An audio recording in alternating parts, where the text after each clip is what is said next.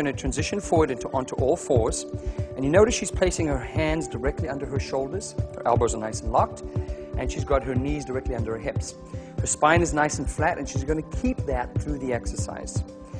Notice her head position. It's also her head is looking down towards the floor, keeping that nice straight line sort of along the body. Now, one thing I'd recommend you do is to do this next to a mirror so you can watch your own technique. Now, simply what we're going to do this exercise, I'm going to ask Jessica to extend her one leg out behind her, and at the same time she's going to extend the opposite arm out in front of her body. So you notice she's doing that, and we've got the opposite sides of the body going here. Jessica's going to hold this for about 2 to 3 seconds, and she's going to return to her starting position, and she's going to repeat to the opposite side. So notice we're going the opposite arm and leg. The idea here is to really put some stress into this area and really condition these muscles. Now, things you need to focus on is as you're doing this motion, it's more important to control these muscles, to really squeeze your abdominal muscles or your tummy muscles and try and keep this back as flat as possible. If you notice a bit of an arching occurring between the starting position and when you get out into that fully extended position, then try and fire these muscles a little harder or don't extend out as high. But the idea is just to do a series of repetitions using the opposite sides there, trying to get nice and parallel, and then try and keep your hips nice and level and your shoulders nice and level together too. The second exercise we're going to show you is called the glute bridge, or sometimes called the shoulder bridge exercise. Again, another great exercise to really condition your muscles around the mid-region or your core, but it gives you an added benefit of really helping condition those muscles of your butt. Now, we do this one lying on our back. You notice Jessica's lying on her back, her arms are slightly out to the sides, that's going to give her a little stability. Bent knee position, and all we're going to ask Jessica to do is to contract her abdominal muscles to really stabilize that part of her body and to really just lift her hips, push her hips off the ground. Now, she's doing a few reps. We're going to hold it for 2 to 3 seconds, come right back down, and just do a series of repetitions.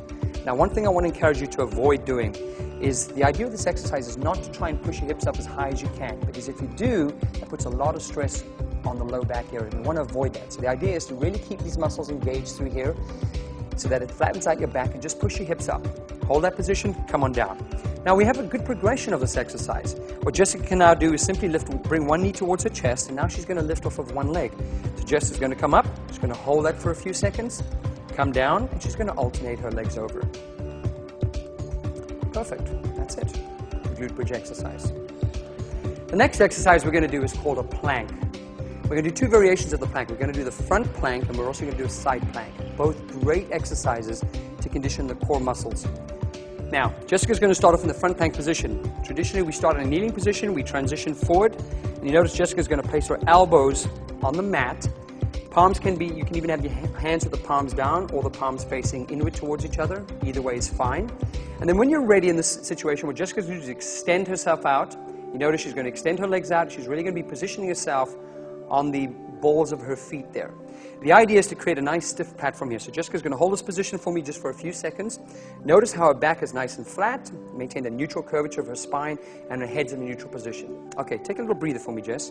Now, traditionally when we do this exercise, we see a lot of sort of mistakes, and I'm going to show you 3 classic mistakes that are made that Jessica's going to illustrate, and we want to try and avoid those. So the first one will be, Jess, if you go back into this position, is bringing the head up way too high. So we want to always try and look forward to see what we're doing.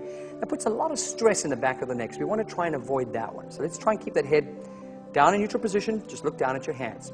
Second one is we start to get tired, we start to sag right through here. We start to see the hips drop towards the floor. Again, if you're showing signs of fatigue, just end the exercise. Third one we start to see is people start to tire, and as a compensation, they start to throw the hips up into the air. Again, we're losing that plank position, and we're losing that engagement with these muscles. So if you start to experience any of these changes to your technique, it's just a sign of fatigue. Just stop the rep, take your appropriate rest interval, and continue the exercise. So let's just bring Jess back to a neutral position, and that's what we want to hold. And there's your forward plank. The next exercise I want you to try is called the side plank. Now you notice Jessica's in kind of a side-lying position, so what we want you to do is just to kind of lie down, keep the knees bent to start with, and try and get your knees, your hips, and your chest somewhat aligned. And the idea is to get your hips and your shoulders aligned vertically with the floor. Now Jessica's going to place her elbow directly under her shoulder. This is your starting position. Again, so what we're going to do here now is we're going to get Jessica to lift up nice and easily. And 2 things I want you to watch is, number 1, we're engaging these muscles right here, so you're going to be very stiff through here. Now, what we need to do is to make sure that your head is kind of in line with the rest of your torso. So it's best to do this exercise in front of a mirror so you can watch your own technique. We want to try and get the hips level here. We don't want to push the hips up too high like that, or let the hips sag. We want a nice straight line. So imagine a broomstick or something running right through from your belly button through your chest all the way through your head. So Jessica, just drop your head a little bit more that way. There's a nice position there. Okay, go ahead and relax. So you'll just do a few of these repetitions, holding it up in the up position for a few seconds. Now, when you feel like this exercise is no longer challenging, we're going to progress you. The first progression I'm going to ask Jessica to do is to extend her legs out in front of her, and she's going to place what we call the feet in a heel-to-toe or a tandem position. You notice Jessica's got both feet on the floor. The inside of this foot is touching, the outside of that foot is touching.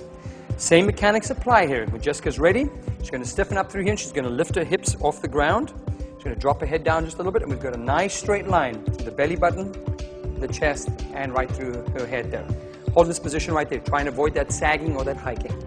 Now, if you think that this is no longer challenging, you want to go one step further, what we're going to ask Jessica to do now is to place both feet on top of each other. So now she's only got the outside of her lower leg touching the floor. In this position, we've narrowed her support system, so it's going to be a little more challenging on the core muscles. Same thing again. When Jessica's ready, she's going to push up. Nice clearance. There's nothing touching under here. Nice straight line. And she's just going to hold this position for a while. And again, when you start to show see the hips sagging or hiking up, that indicates that you're probably getting tired. You need to just end the exercise, take a rest, and then repeat your next set. The last exercise we're going to demonstrate is the crunch, probably the most popular exercise that you can do at home or you'll see people doing in the health club environment. We simply need you to lie down on your back as Jessica is doing. She's in a bent knee position, and we certainly want to keep this position throughout the exercise to help support the low back. Now, there's several arm positions that you can utilize in this exercise. I'm going to demonstrate the traditional position, and then we can show you some variations. So Jessica, if you can go ahead and just place your arms lightly behind your head. Now you notice Jessica is not going to interlock her fingers, because if she does that, it's going to create the tendency of her to pull her head forward during the exercise, putting a lot of stress into the neck. We don't want that to happen. In fact, she's going to lightly place her fingers right here behind her ears, all right?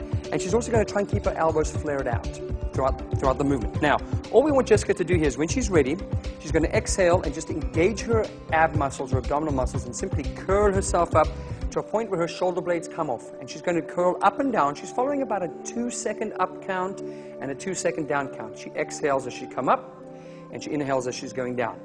Now, you notice the movement is controlled in both directions. And you notice she's also keeping her head nice and still.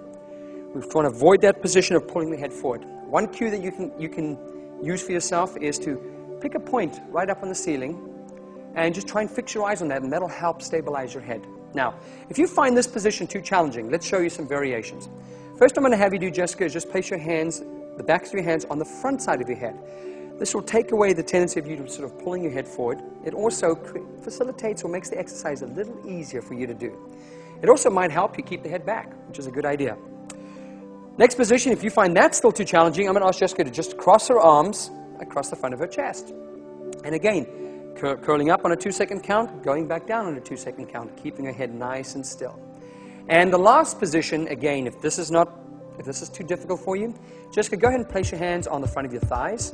And all Jessica's going to do is, as she curls up, she's going to slide her hands up her thigh and just slide them back down. Notice the movement is the same throughout. She's engaging the muscles, bringing her ribs to her hips, and she's lifting her shoulder blades off the mat and keeping her head